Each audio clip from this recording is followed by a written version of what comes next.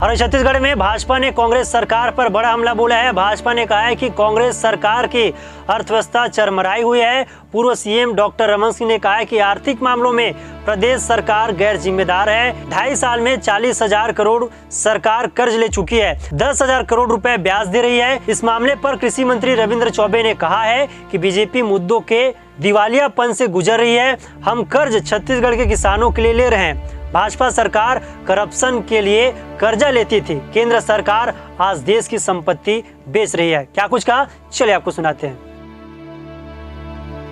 दुर्भाग्य है, भारतीय जनता पार्टी में सोचने वाले लोग भी अब क्या सोचने का काम बंद कर दिए हैं। 3 दिन पहले ही हमने केंद्रीय वित्त मंत्री परम आदरणीय निर्मला सीतारमण जी का बयान पढ़ा कि केंद्र सरकार की वित्तीय स्थिति बहुत अच्छी नहीं है। 6 लाख करोड़ रुपया प्राप्ति के लिए उन्होंने बेचने के संबंध में जो किन किन यूनिट को बेचा जाएगा इसके बारे में उन्होंने निर्णय लिया है।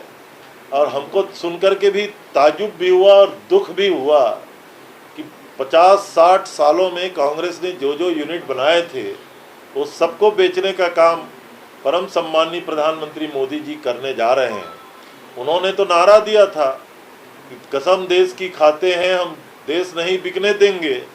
अब कसम खाते हैं, कसम राम की खाते हैं, हम देश नहीं बचने देंगे। हर चीज़ बेच डालेंगे। एयर इंडिया बेच रहे हैं, एयरपोर्ट बेच रहे हैं। अब बेचते बेचते हमारे रायपुर तक, राजधानी तक पहुंच गए हैं। रायपुर का एयरपोर्ट भी शायद 600 करोड़ रुपया की नीलाम में चढ़ाया जा रहा है। यहाँ छत्तीसगढ़ का भिलाई स्टील प्लांट भी डिसइन्वेस्टमेंट की दायरे में लाया जा रहा है। एनएमडीसी का नगरनार प्लांट भी डिसइन्वेस्टमेंट के दायरे में लाया जा रहा है। तो आखिर पूरे देश को, जब उनकी वित्तीय स्थिति इतनी मजबूत है, तो देश के सारी संपदाओं को रेलवे ट्रैक और रेलवे स्टेशन तक को बेचने का काम आदरणीय मोदी जी ने करने का जो निर्णय लिया है, ये उनके स्वयं की वित्तीय स्थिति को दर्शाता है। छत्तीसगढ़ सरकार की चिंता करने की जरूरत किसी को नहीं है।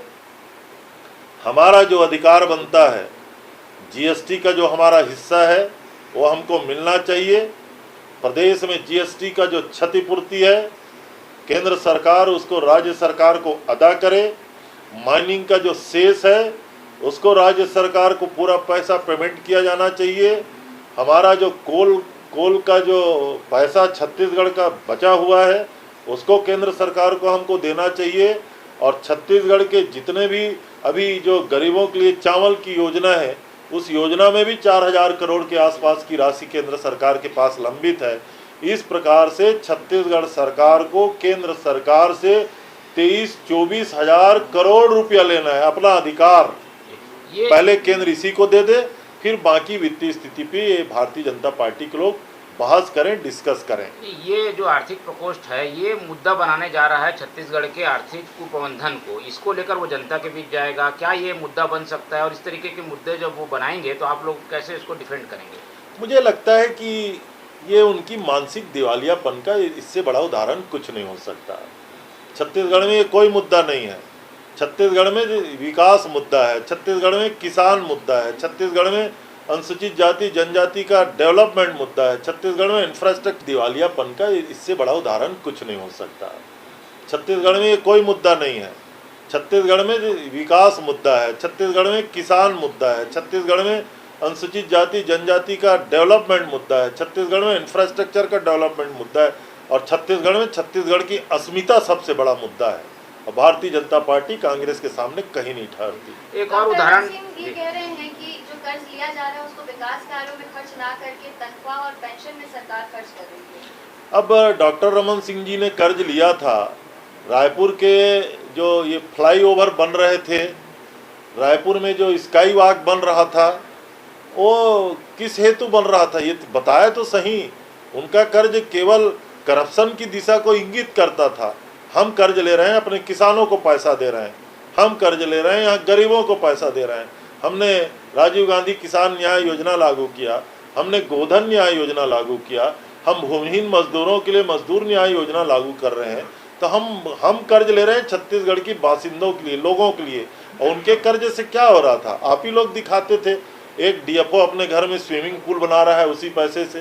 क्या ऐशो आराम के लिए कर्ज लिया जाता था? छत्तीसगढ़ में ये कर्ज छत्तीसगढ़ की जनता के लिए लिया जा रहा है। ये कहा जा रहा है कि जो प्रधानमंत्री आवास की योजना थी उसमें जो आपका हिस्सा था यानी राज्य का जो हिस्सा था वो छत्तीसगढ़ देने में पिछड़े रही है और इसीलिए करीब 12 लाख से अधिक जो मकान हैं वो लैप्स होने वाले हैं, उनकी लाभ नहीं मिल पाएगा। केंद्र सरकार शुरू में इस योजना में अधिक पैसे दे रही थी, सरकार बनने के बाद इसको संशोधन क्यों किया? नंबर 1। और छत्तीसगढ़ सरकार का हिस्सा जो अलग अलग मदों में केंद्र सरकार को देना चाहिए उसको क्यों नहीं दे रही है? उसी को समायोजित कर ले केंद्र सरकार, हमारा पैसा दे देना। क्यों नहीं करती केंद्र सरकार? जनता का जितना भी नुकसान छत्तीसगढ़ में हो रहा है उसका दोषी केवल और केवल केंद्र की भारतीय जनता पार्टी की सरकार है, आदरणीय प्रधानमंत्री नरेंद्र मोदी जी हैं। ये मकान का क्या होगा? क्या ये उसी में शामिल है। हमारा 23-24 हजार करोड़ केंद्र सरकार के पास है और हमारे हिस्से की बात जो ये जो आवास ग्रामीण आवास योजना के अंतर्गत, गरीबों के आवास योजना के अंतर्गत जो स्टेट शेयर देना है उसको काट ले वो, और हमारा पैसा तो हमको दे दे। लेकिन क्यों नहीं देना चाहती, इसके बारे में डॉक्टर रमन सिंह जी क्या कहते हैं उनसे एक बार पूछ लीजिए। ये राजनीतिक अस्थिरता को लेकर डॉक्टर रमन सिंह ने कहा है कि चेहरे की चमक देख के वो अंदाजा लगा रहे हैं कि किसके तरफ पक्ष में जाएगा फैसला। मुझे लगता है कि भारतीय जनता पार्टी के लोगों को कांग्रेस के हर व्यक्ति की चेहरे की चमक दिखाई दे रही होगी। 70 के बहुमत से हम सदन में बैठे हैं, वो जनता का विश्वास है। आदरणीय मुख्यमंत्री भूपेश जी के प्रति लोगों ने विश्वास किया है और कांग्रेस के अंदर जो चल रहा है उसमें भारतीय जनता पार्टी को प्रसन्न होने की कोई बात नहीं है।